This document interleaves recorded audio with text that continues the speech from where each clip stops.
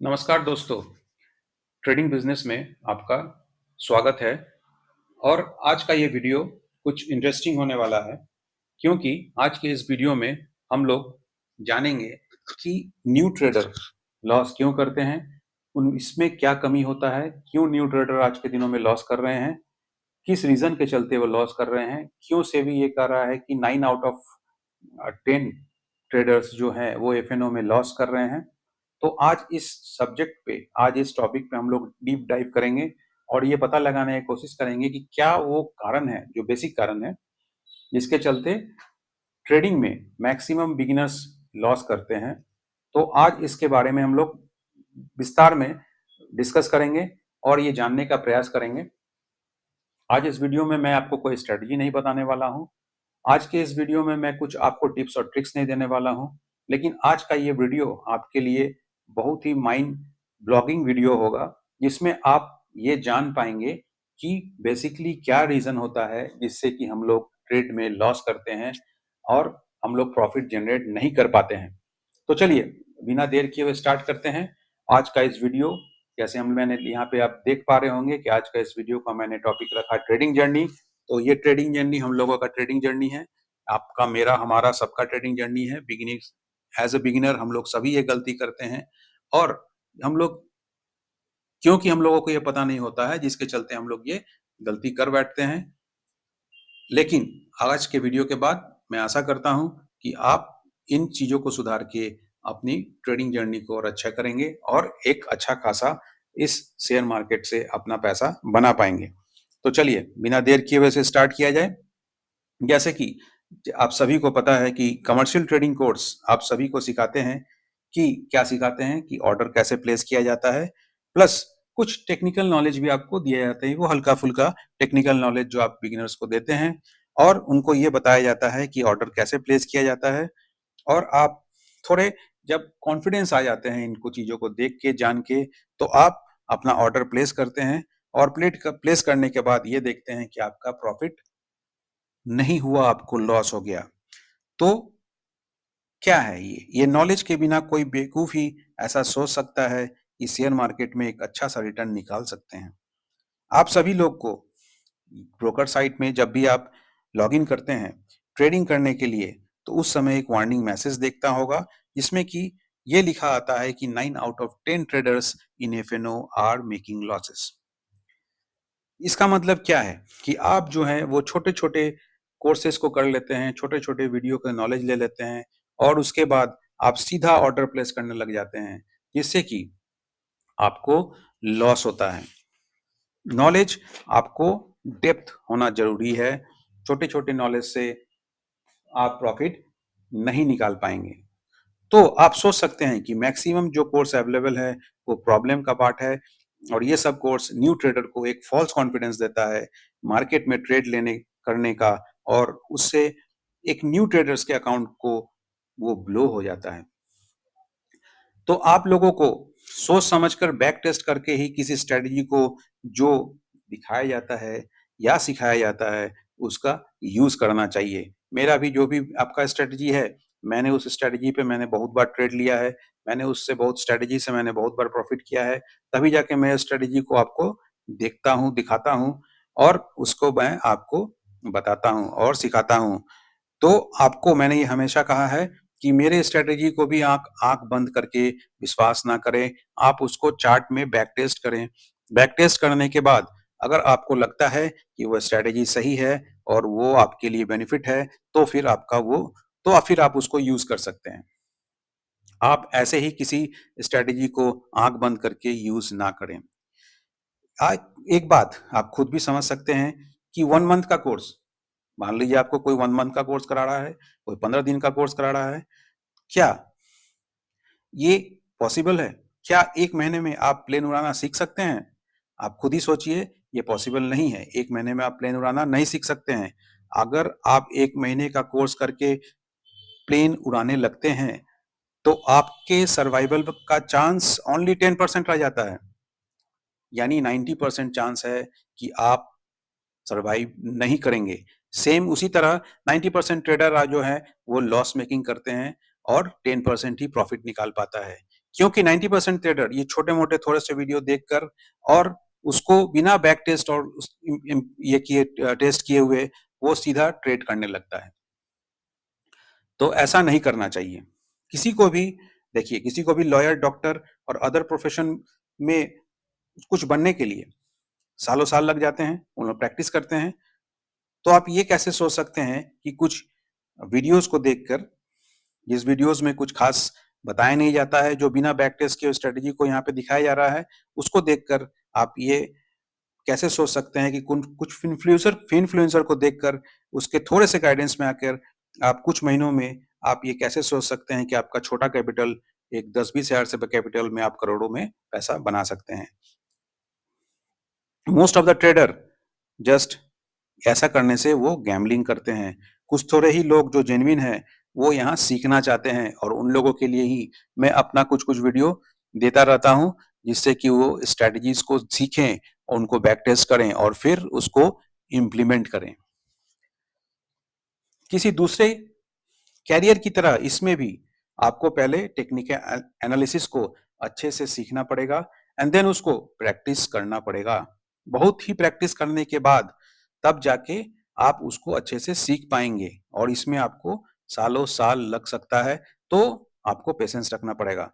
मैं चाहता हूं कि किसी अ, अपने नॉलेज और एक्सपीरियंस को, मेरे पास जो नॉलेज है और जो एक्सपीरियंस है, आपसे शेयर करके इस वीडियो के माध्यम से आपको कुछ सिखा सकूं और आप उसको सीखें, बैक टेस्ट करें, फिर उसको इम्प्लीमेंट करें, सीधा ट्रेड करने ना लगें।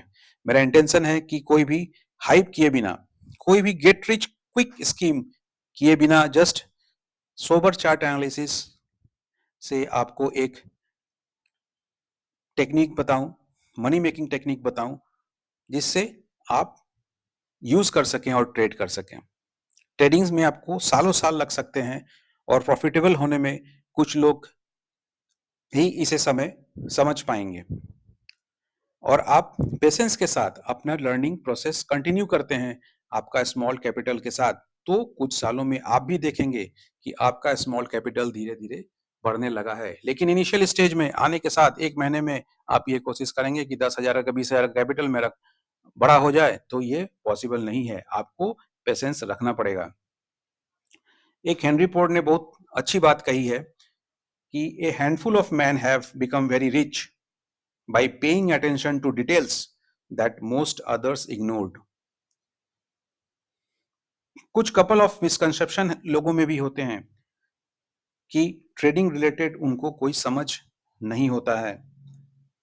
पहला मिसकंसेप्शन कंसेप्शन होता है जो कि प्रोफेशनल लोग होते हैं, जो हाई क्वालिफाइड होते हैं, उन लोगों को लगता है कि ट्रेडिंग एक डिफरेंट बॉल गेम है। इसमें कुछ अलग ही तरह का चीज होता है, इसमें प्रॉफिट कमाना पॉसिबल नहीं है, ये जस्ट एक गैम्बलिंग है। लेकिन क्या ऐसा है? ऐसा बिल्कुल ही नहीं है। ट्रेडिंग में भी आपको उतना ही टाइम देना पड़ेगा जितना उस प्रोफेशनल को अपने प्रोफेशन में आने के लिए और उस मुकाम तक पहुंचने में जितना समय देना पड़ा, ट्रेडिंग में भी उनको उतना ही समय देना पड़ेगा। आपको भी उतना ही समय लगेगा। आपको उसका इससे क्या होगा? आप जितना टाइम देंगे, उतना आपका एक्सपीरियंस होगा। ट्रेडिंग सीखने के लिए रिपिटेशन होना बहुत ज़रूरी है। आप चार्ट पैटर्न में भी देखते होंगे कि वो रिपिटेशन होता है और रिपिटेशन से ही आप सीख सकते हैं। तो इसके लिए आपको टाइम देना होगा। ट्रेडिंग कोई गेट रिच क्विक स्कीम नहीं है और इस तरह से देखना भी इसको नहीं चाहिए। सेकंड मिसकंसेप्शन है कि इसमें आपको लाखों रुपए चाहिए एक सक्सेसफुल ट्रेडर बनने के लिए। मैं आपको एक एग्जांपल देता हूं।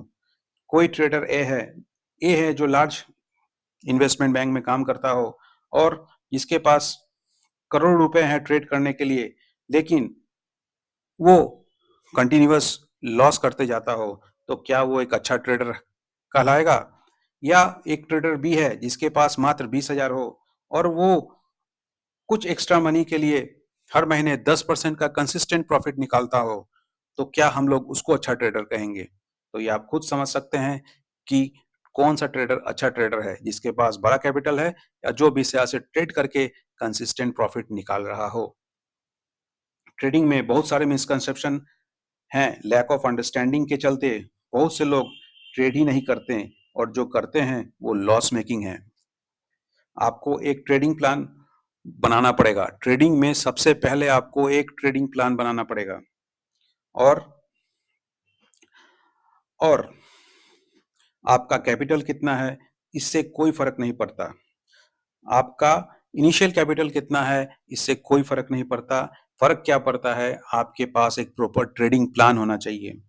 अगर आपके पास कोई ट्रेडिंग प्लान नहीं है और अगर आप मेरे वीडियो को फ़ॉलो करते हैं, तो अभी तक आपको ट्रेडिंग प्लान का पता चल गया होगा। अगर आप मेरे पिछले वीडियो को देखेंगे, तो ट्रेडिंग प्लान कैसे बनाते हैं, ट्रेडिंग प्लान क्या होता है, ये आपको पता चल चुका होगा।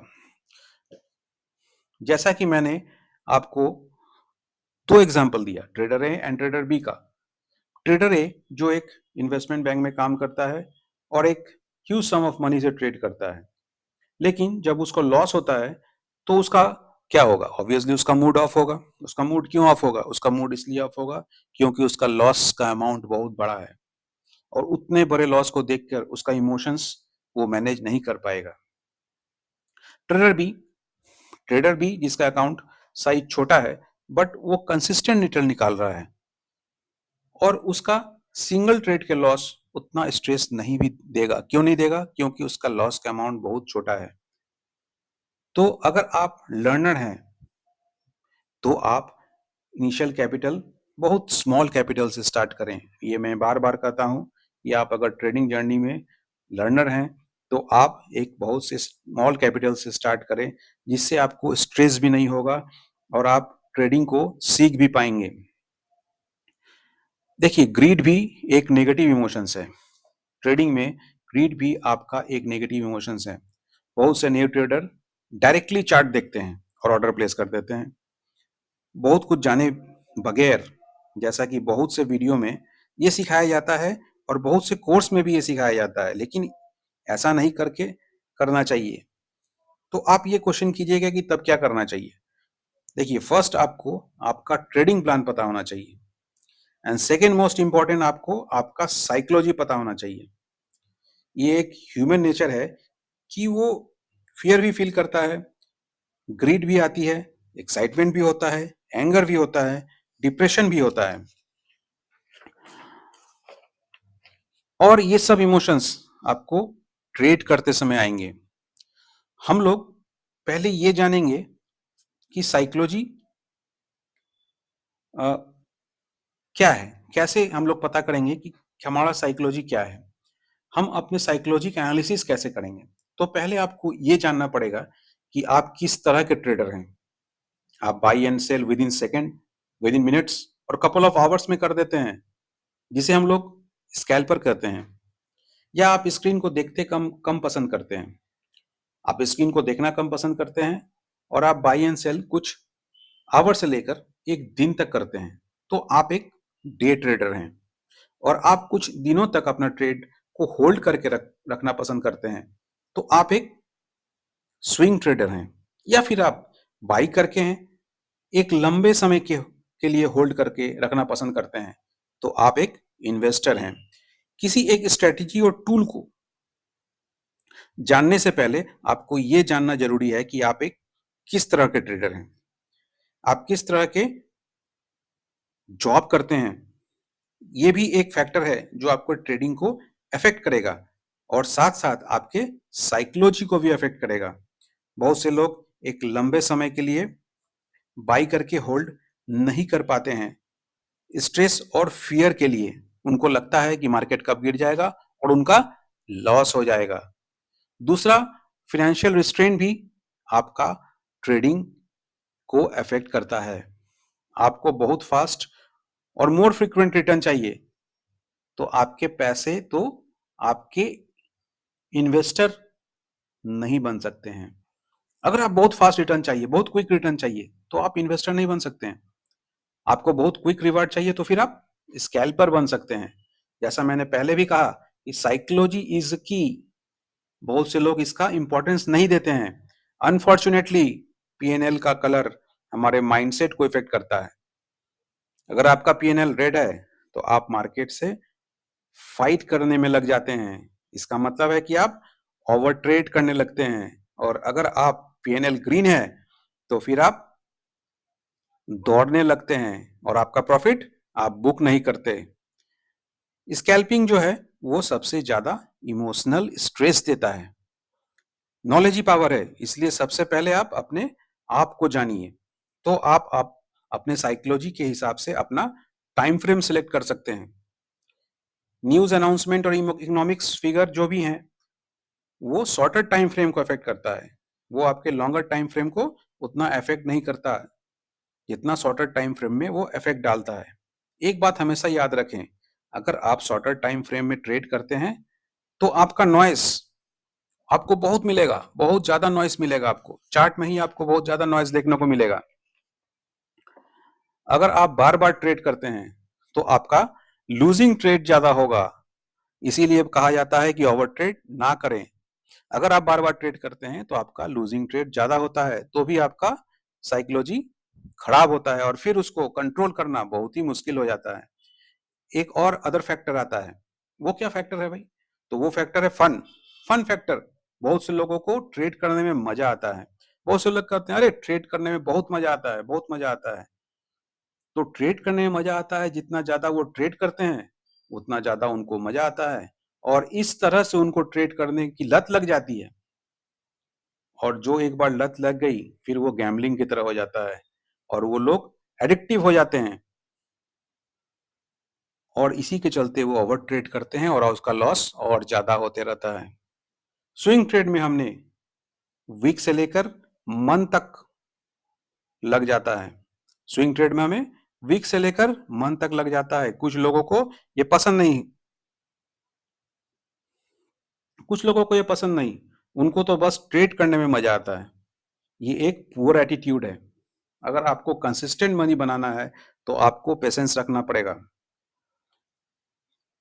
मेरा पॉइंट ये है कि आप सोचिए कि आप जो हैं वो किस तरह का ट्रेडर हैं। अगर आप अगर स्टडी करते हैं तो उसमें मेजर ट्रेडिंग थ्योरीज अगर आप पढ़ेंगे, अगर आप जानेंगे, जैसे कि इलियट वेव्स हो गया, ज्ञान हो गया, वाइकॉफ हो गया, डाओ हो गया, फिबोनाची हो गया, तो आप ये जानकर हैरान हो जाएंगे कि ये सभी थ्योरी ह्यूमन साइकोलॉजी के बिहेवियर के ऊपर है। वो सभी थ्योरी ह्यूमन साइकोलॉजी बिहेवियर पे बेस्ड है। इसलिए सबसे इंपॉर्टेंट है अपने साइकोलॉजी को ठीक करना और ओवर ट्रेड नहीं करना। जितना ज्यादा आप ओवर ट्रेड करेंगे उतना आपका साइकोलॉजी इफेक्ट करेगा, उतना ज्यादा साइकोलॉजी खराब होगा, फिर आप उसको कंट्रोल करने में मुश्किल हो जाएगी।